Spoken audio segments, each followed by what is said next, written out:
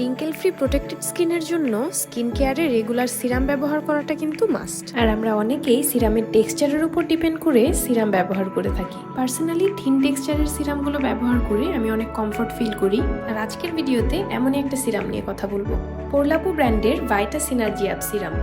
Korean এই ব্র্যান্ডে কিন্তু আমরা কম বেশি সবাই চিনি, আর রেগুলার স্কিন কেয়ারে কোরিয়ান প্রোডাক্টগুলো কিন্তু এখন বেশ হাইপড।